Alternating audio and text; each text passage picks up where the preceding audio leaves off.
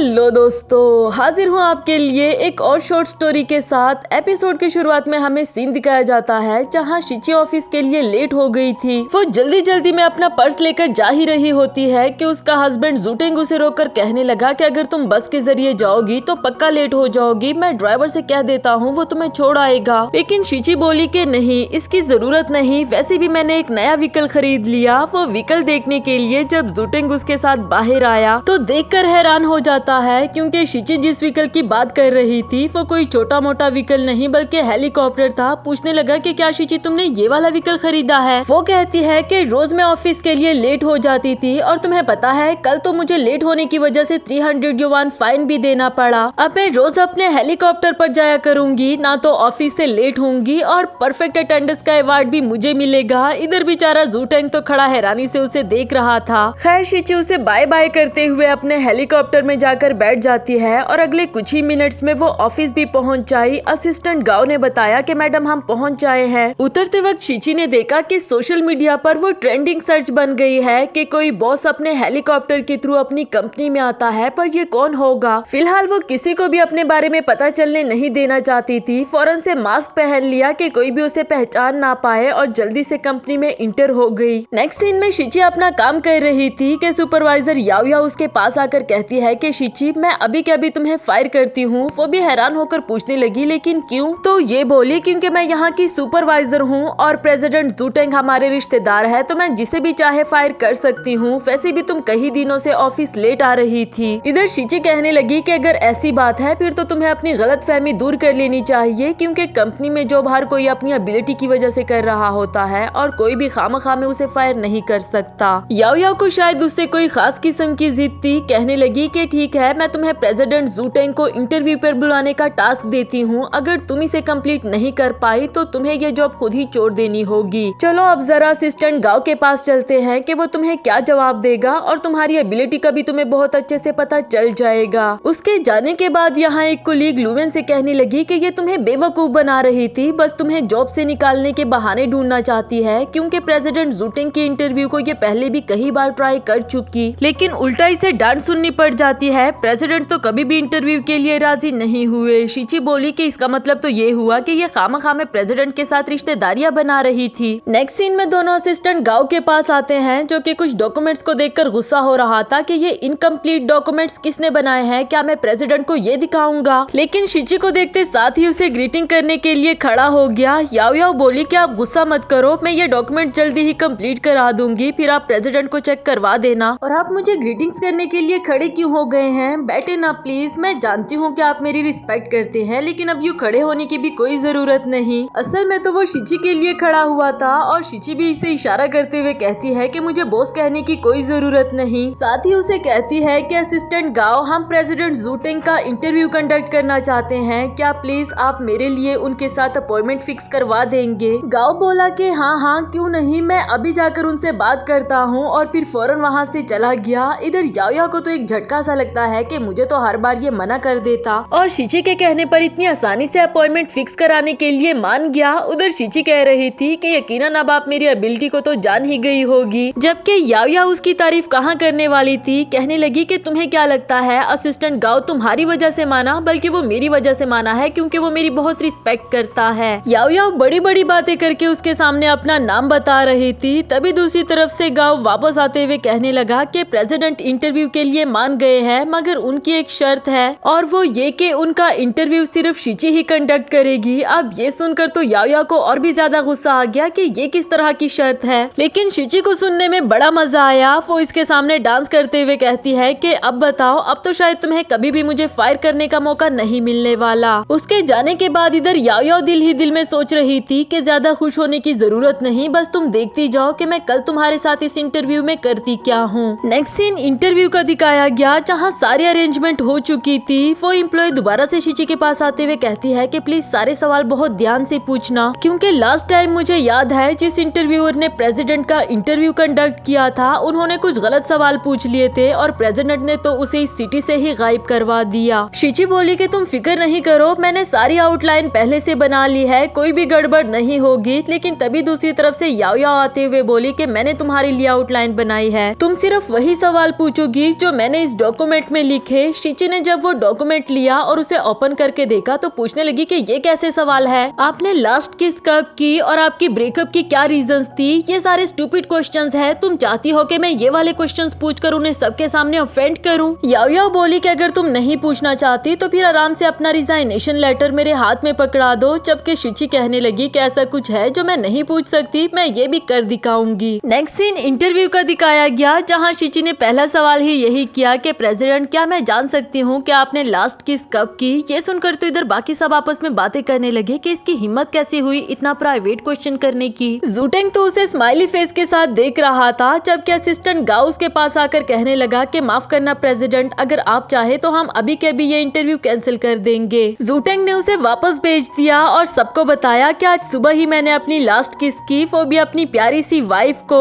मेरी वाइफ मेरे लिए सबसे इम्पोर्टेंट पर्सन है, लेकिन फिलहाल वो मुझे अलाउ नहीं कर रही कि मैं उसे सबके सामने अनाउंस करूं। बाकी सब आपस में बातें कर रहे थे कि क्या प्रेसिडेंट जूटेंग मैरिड है। ये बात तो आज की न्यूज की फ्रंट लाइन बन जाएगी। जबकि उधर जूटेंग बता रहा था कि मेरी वाइफ बिजनेस वुमेन है, वो अपनी ही कंपनी रन कर रही है और मैं दीवानों की तरह उसका इंतजार कर रहा हूँ कि कब वो मुझे अलाउ करे और मैं पूरी दुनिया को बताऊं कि वो मेरी वाइफ है। इधर शिची ने देखा कि वो ये बात करते करते काफी ज्यादा इमोशनल और सीरियस हो गया था। इससे पहले के बाकी के एम्प्लॉइज को शक होता, शिची कहने लगी कि प्रेसिडेंट जूटेंग मेरी इंटरव्यू को एक्सेप्ट करने के लिए आपका बहुत बहुत शुक्रिया, मुझे बस इतने ही सवाल पूछने थे, जो कहकर वो जाने लगी। और जूटेंग बोला कि यू आर मोस्ट वेलकम, आज तक मैं जितने भी रिपोर्टर से मिला हूँ उनमें से तुम सबसे स्पेशल हो। नेक्स्ट सीन में अभी भी सब प्रेसिडेंट के घर में होते हैं और काफी खुश हो रहे थे। शिची को भी अप्रिशिएट करते हैं कि तुमने तो कमाल कर दिया, हमारी न्यूज हेडलाइन सबसे टॉप पर चल रही है। शिची भी बहुत खुश हो रही थी, लेकिन याओ याओ से बर्दाश्त ना हुआ। वो आते हुए कहती है कि शिची मैं अभी के अभी तुम्हें फायर करती हूँ। वो बोली कि अब क्या हुआ, प्रेसिडेंट के साथ मैंने इंटरव्यू भी कर ली, हमारी न्यूज हेडलाइन भी टॉप पर चल रही है, तुम मुझसे और चाहती क्या हो, आखिर तुम्हारी ये बकवास कब बंद होगी। याओ याओ बोली कि मैं यहाँ की सुपरवाइजर हूँ, मुझे तुम्हें कोई रीजन देने की जरूरत नहीं कि मैं तुम्हें क्यों फायर कर रही हूँ, और वैसे भी मुझे अपनी टीम में तुम्हारी जैसी लड़की की जरूरत नहीं जिसकी ना तो कोई आइडेंटिटी है और ना ही कोई बैकग्राउंड। तुम्हें क्या लगता है कि प्रेसिडेंट जूटेंग को तुम्हारी इंटरव्यू बहुत पसंद आई? उन्होंने तो सारी इंटरव्यू में तुम्हारी तरफ देखा भी नहीं। शिची बोली कि अच्छा ऐसी बात है क्या, तो चलो हम अभी प्रेसिडेंट से चलकर पूछ लेते हैं। शिची तो सच में ही प्रेसिडेंट के पास जाने वाली थी, जबकि इधर याओ याओ गुस्से में वो पड़ा हुआ वेस गिरा देती है और फिर शिची पर इल्जाम लगा दिया कि ये क्या हरकत है, तुमने इतना महंगा वेस तोड़ दिया, तुम भूल गई हो क्या कि अभी भी हम प्रेसिडेंट के घर में हैं। सबके सामने वो ऐसा दिखा रही थी जैसे ये सब कुछ शिची ने किया। तभी दूसरी तरफ से जूटेंग आ गया ये पूछते हुए कि ये सब कुछ क्या हो रहा है। याओ याओ फौरन से बोली कि प्रेसिडेंट, शिची ने अचानक से वायलेंट बिहेव करना शुरू कर दिया। ये देखो, इसने आपके घर का इतना कीमती वेस्ट भी तोड़ दिया, लेकिन आपको गुस्सा करने की जरूरत नहीं है क्योंकि ये अब हमारी एम्प्लॉय नहीं रही, मैंने इसे ऑलरेडी ही फायर कर दिया। जूटेंग पहले तो खामोशी से उसकी सारी बकवास सुनता रहा और फिर कहने लगा कि भला शिची अपने ही घर के सामान को नुकसान क्यों पहुंचाएगी। याओ याओ बोली कि अपना घर। जूटेंग ने बताया कि हाँ बिल्कुल, शिची ही मेरी वाइफ है और ये घर भी इसी का है। ये तो एक और बहुत बड़ी न्यूज बन गई बाकी सब के लिए। इधर जूटेंग बता रहा था कि तुम्हें क्या लगा कि मैं इंटरव्यू देने के लिए राजी ही क्यों हुआ, क्या तुम्हारी वजह से? शिची को भी उस पर हंसी आ रही थी, कहने लगी कि तुम्हें कुछ ज्यादा ही शौक नहीं खामखा में प्रेसिडेंट के साथ अपनी रिश्तेदारियां बनाने का, और इसी वजह से तुम बाकी के एम्प्लॉयज को भी खामखा में फायर कर रही होती हो। चलो मैं तुम्हें इसका मजा चखा दूं, मैं तुम्हें अभी के अभी फायर करती हूँ। याओ याओ बोली कि अगर ऐसी ही बात है तो आप भी सिर्फ बॉस की वाइफ होने के नाते मुझे फायर नहीं कर सकती। ये बात सुनकर शिची कहती है कि तुमने ठीक कहा, प्रेसिडेंट की वाइफ होने के नाते तो मैं तुम्हें फायर नहीं कर सकती, पर तुम्हारी बॉस होने के नाते तो मैं तुम्हें फायर कर सकती हूँ ना। जूटेंग भी आगे आते हुए बोला कि मैंने कहा था ना मेरी वाइफ बिजनेस वुमेन है और वो अपनी ही कंपनी रन कर रही है, यानी कि शिची ही इस कंपनी की बॉस थी। यहाँ बेचारी याओ याओ को रियलाइज हुआ कि उससे कितनी बड़ी गलती हो गई, जबकि जूटेंग और शिची तो बहुत खुश होते हैं क्योंकि फाइनली सबके सामने ऑफिशियली अपने रिश्ते को अनाउंस कर दिया। और इसी के साथ हमारी इस सीरीज की भी हैप्पी एंडिंग हुई।